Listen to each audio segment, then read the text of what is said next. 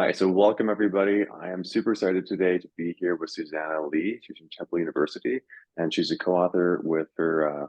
She's a co-author. Oh, we're going to start again right off the bat. Hi, welcome everybody. I am super excited to be here today with Susanna Lee, and she's presenting a paper on behalf of herself and obviously her co-author Huan Chen. They have a really exciting paper that came out in the fall in JAR, and it's titled "Can We Turn ASMR Experiences into Advertising? College-age consumers' perceptions of ASMR contents and advertisements." And we were super delighted to have you here today talking more about your article, Susanna. Yeah, thank you so much for having me. It's my pleasure to be here. Awesome. So to start us off, I'm curious, can you give us a quick kind of recap of what your paper was looking at, or your article was looking at, I should say, and what you found as well too, just for people who may have heard about it but not actually taken a look at it yet. Oh yeah, so my article used in-depth interviews and social media text mining to kind of understand why young consumers specifically use ASMR content and how they experience and perceive ASMR-inspired advertising specifically.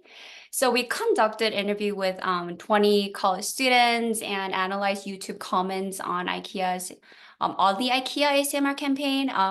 So The this is famous one, yeah. yeah. So this has more than 3 million views. I think it accumulated up to like 3.3 now. But so we chose this actually 25-minute long campaign because it was aimed for college students who were seeking to like relax and like getting back to school. So that was like the whole kind of background of my research. And we found that when their perception toward ASMR content was that they described it as tingles and like, very bodily relaxing sensation. And they said it really helped them to manage stress and anxiety. And I found it really interesting that especially participants who said they have like OCDs and depression, Hmm. they really liked it for their like mental relaxation. And they said they were releasing it, using it for a sleep aid, and the earphones really, really boosted the experience. So that was like their whole experience of using ASMR content. And then following up, I asked them, what do you think about ASMR advertising if you saw any? And they said it was very attention grabbing, like instant attention grabbing. And Mm. they said it was very product centered, that they were able to focus more on the product and that it was for young people. So I actually found that really interesting that it wasn't for baby boomers. They were constantly saying that maybe it's not for baby boomers. Like, I don't think my Interesting. parents or grandparents like wouldn't like it. So that was like one of the curious parts that they kind of mentioned. And they said they would want the artists or ASMR celebrities to be very friendly and genuine and like soft Mhm. spoken. So for example, like comedians would not fit really well with ASMR type of advertising. Mm. And following up with that, I did sentiment analysis and it found that majority of the comments were categorized as positive. So like more than 25% were categorized as Mhm. positive and only small percent were categorized as like disgust or like negative Mm. and anger. So that was kind of the whole brief summary of the findings of my study. That's awesome. Yeah, it's interesting you bring up the positive comments as well, because it's something that another paper that just came out in December, our article came out in December, talked about as well too. Is just the overwhelmingly positive sentiment people often have toward these videos. Do you think that's just by the very nature of the video that it's just relaxing and makes people, it puts them in a good mood so they leave a positive comment? Or is it a self-selection bias where only people who really like it kind of stick to the end or bother commenting? Or what do you think's driving that? So first, I thought it was like very niche, like for niche target people, Yeah. but actually, I don't think it is because I think it's for like generally it's very relaxing in Hmm. nature. Like for example, I know that you also wrote a paper in ASMR, but this is very individual experiences. But for ASMR advertising, I don't think they try not to use a lot of like very triggering type of Mm. sound. So it's more about like soothing, like touching the bed sheets and like just like some things that we always hear in our daily life. So it's not like too specific towards people who are in love with ASMR. So I think that made it very positive and people finding very soothing, kind of reminiscing in a way. Hmm. So I think that was like their That's strategy. interesting. I'm curious too, because you said in your interviews that people, the people you spoke with were saying that it's not for baby boomers. do you baby boomers actually listen? Like, is it actually a wide audience that listens to ASMR, or do you think it is more focused on younger people?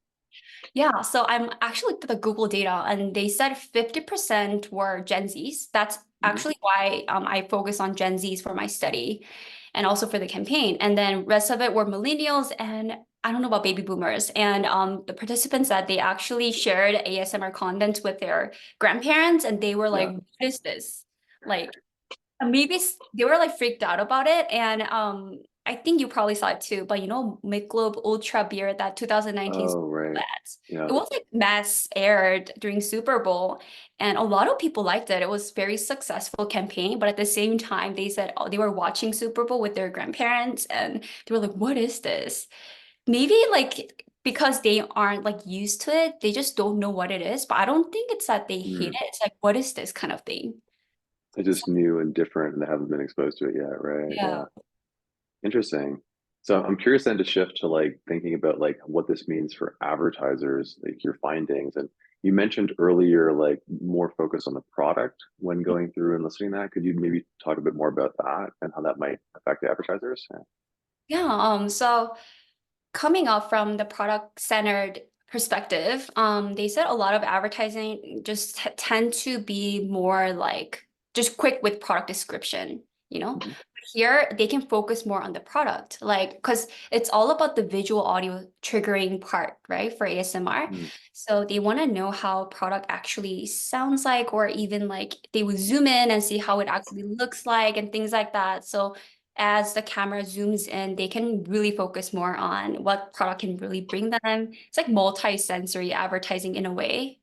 So that's really what caught their attention, and they were able to focus more on the product, not on the celebrity. So that was the perspective that they brought in. So I know that a lot of food advertising, I feel like not the term before even the term ASMR kind of came up, it was already been used in a lot of food advertisement, you know? Now it's Mhm. labeled as ASMR, but before then, in a lot of ads, it was still used to really focus on to make people buy it, want it, and eat it. Right. Right. And I think they're bringing it to more product, like broader categories, like makeup. I know that in TikTok and everywhere right now, ASMR, we thought it was going to die, which was like one time novelty effect. But I don't think it is because right now it says that actually ASMR content has been growing a lot on That's like interesting. TikTok. Yeah. Yeah, on TikTok, places where all Gen Zs use the most. Yeah. So I Yeah. think it's pretty effective and they can actually tap into different products. That's interesting. Do you think they see it as a more subtle way of highlighting the product? Because it's like, I guess the sound is meant to be the focus, but then they're also, by happen chance, also showcasing the product and features like that. Does it come across as more subtle, or do you think people still see it as very salesy?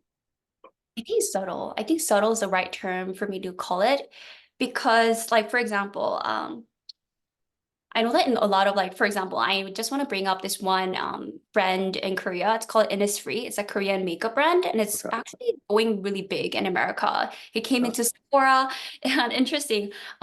My students, I have few influencers. My students that I teach in my digital advertising class, and they're actually Innisfree influencers. I was like, wow, what do you do? And they said, oh, I kind of do a lot of ASMR content where I would like kind of put it on, do the sounds, make it more subtle, but I want to show them how the product actually feels like through the screen. And they want to Interesting. make it more subtle and implicit, not like an ad where they make it like, oh, buy it, you know what I mean? Yeah. That's Yeah. interesting. Yeah. It's interesting too, because you mentioned as well too, like the sheer length of these videos, right? So in many cases, at least the ones on YouTube, they tend to be quite long. I think you mentioned like 25 minutes for the one that you were talking about earlier, right?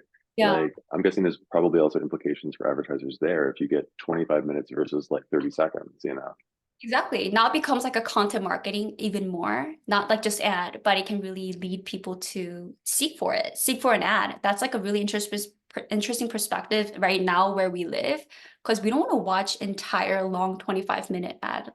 You know what I mean? Yeah, I can barely get people to focus for 20 minutes, let alone 25, right? So Yeah, exactly. Mhm. yeah. Any other implications you think that are important for advertisers to call out? I know we've already discussed a few. I mean, I think one other thing is that I talked about annoyance, but recently market report and also continuously they've been saying that like consumers today hate loud advertising because it's very annoying and intrusive. And taking it from like users and gratification perspective, a lot of like for me too, even when I'm using Instagram or like YouTube, I have my own way of using it. I use it to fill in my empty space or to relax. And when loud advertisement kind of comes right in between, then it's really intrusive and annoying. And I Mm, feel like ASMR ads like a good way. And like even my participants said, they will mute it instantly because they hate it. That really triggers them and it really completes their focus on whatever video they were watching. So it's a good way to kind of hold them to see it, but not be as annoying as traditional advertising. For example, like mm, mid-roll ads. So I think that's another part. And we now, a lot of us after COVID, we focus a lot on mindfulness app, mindfulness videos. mm. We're watching that and loud ad just hits right in between. I think that's when it really triggers consumers. So when it matches, maybe people like it more. Yeah, just much more subtle and sort of gets attention because it isn't so over the top. Interesting. Mhm. Yeah, cool. I like your soothing background as well too. Just on a side note for those who are listening. Yeah, it's very ASMR, but I'm curious as well, where did you get the idea for this study, this article that you did? Yeah. Yeah. So I actually I've been watching ASMR for like 10 years now. And when I first started watching it, I didn't really tell anyone because maybe it's freak some people would be like, oh, it's weird. But for me, like hearing people whispering was always very relaxing. So I was like, other people will probably agree with me, but they're just like not seeing it. So I really got into Right. ASMR. Yeah. And when ASMR kind of really started to boom in Korea, I was like, oh, I really want to test whether people really feel the same, whether people like it or hate it. So that's how everything started, like my passion for ASMR. And now I even like listen to it when I'm sleeping. And That's that's cool. Oh, what I heard too, what participants were saying that they were yeah. using it as a sleep aid tool. So what if like advertising can be part of that experience and it's like win-win for both consumers and brand? Yeah. So I think That's that's fantastic. Yeah. I love it when like, our own passions can, be brought into research and used as like the idea for Mhm. something really kind of cool. So that's fantastic. Yeah. Mhm. So that was really Um, fun part. yeah. Next up, I'm curious about any challenges that you ran into. And like what I always sort of like throw out there is that, we see these final papers like or articles like yours that, Mhm. look awesome and that, it's been through a couple rounds of review and I'm sure you spent lots of time working on it, right? And sometimes, especially for younger scholars, we don't always see the work that goes into it or the challenges that you might have faced. And so I'm curious, like, did you face any and or do you have any tips for people working in this area or doing similar sort of methodology to what you've done? Yeah, so actually it was my first time doing qualitative research because Oh, I cool. always Yeah. do, yeah, I do like comment and also like experiment and a lot, but I really wanted to do qualitative because there was lack of studies, like under scientific research on ASMR. So that was biggest challenge is that I was facing. You Yeah. know, like I want some input, but there was like no study back then when I first started, like very limited research. So, but with that, so that's why I kind of tapped into a new method that kind of tapped into. And Dr. Chen Huan, she's also an expert in qualitative research. That's why we kind of collaborated, kind of gave her a lot of input on how to conduct qualitative research. So, so coming with it, I think the first challenge was that limited research paper kind of made us explore this topic from a relatively new perspective. So that was the first challenge that I faced. And another thing was actually recruiting participants was the biggest Mm, challenge because I yeah. was not only looking for people or students who were aware of ASMR, but it was more about students who were using it in their daily day like lives. So I think Yeah. I really, if they say I know it, but I don't really use it, then I was like, oh, I don't think that would work. Yeah. Yeah, so recruiting part was the second one. And I guess the last one is when it comes to like sentiment analysis, like big data scrapping, Mhm. that data cleaning part where you have to get rid of all the emojis and like that part is like the hardest part ever. So It's I true. Scraping can often seem like easy, but it actually can be a lot of work because there's a lot of data and a lot of prep that goes into it as well. Yeah. have really like content coding part, data cleaning part, entire process is very time consuming and can kind of so yeah, that was the thing. And I think my kind of advice for young scholars like me is that if you want to kind of try new method, new ways from where you were actually comfortable doing it, I Hmm. think you can like tap into people in different expertise. And that's kind of where all collaboration starts. And I think I kind of still do that too. If I want to do this, but I'm not really expert in this area, then I will like reach out, and they were actually very welcoming and like open-minded, always willing to help you out. So That's awesome. I'm glad you had a great experience with that. I think that's great advice as well too. Yeah. So rounding out, where to next, right? Do you have any, other related papers that you're working on, or do you have other places you think would be kind of cool for people who are interested in this to go on and research as well too? yeah, so I actually have done a paper recently on ASMR ad avoidance on YouTube using Korean participants. Cool. Yeah, so that was a really interesting part too. But with that, I want to do like study on especially European and US participants, especially I heard that Europe is really big with ASMR. Oh, So really? Okay. Yeah. yeah, so I wonder like their perception, whether they're more comfortable with it, or for them, are their responses the same as US Hmm. people residing in US and Korea? So that's another question that I have. And like I said earlier, students were saying how like, oh, I don't think baby boomers would like it. So I want to do like generational responses toward ASMR because they might really like it. You know, we never know until you actually test it out. Yeah. Yeah, so I think that's another area that I really want to get into. And also my interest is in body cognition, you know, how Hmm. yeah, so I want to do like physiological responses on ASMR and their brain recall. I think that's the biggest question I have. So that's kind of my next step in body cognition area. Yeah, that would be quite interesting. Because I mean, so far it's like most studies, like I mean, my own as well, like have relied on people self-reporting, but it would Mhm. actually be interesting to see if there is physiological response to it, and if you can actually measure that in some way. Because there could Yeah, be some people who are experiencing it, but don't actually report that or don't necessarily know exactly what's happening, right? So yeah, I think that's the kind of our question mark out there that we can all kind of tap into. yeah, awesome. Well, thank you so much for taking the time to tell us more about your exciting article. For everyone who's interested in looking at it, it's out in the October 2023 issue of JAR. And you're welcome to reach out to Susanna as well too with any questions you might have around her paper, or article. Sorry. Yeah, thank you so much. Yeah, thank you again. Yeah.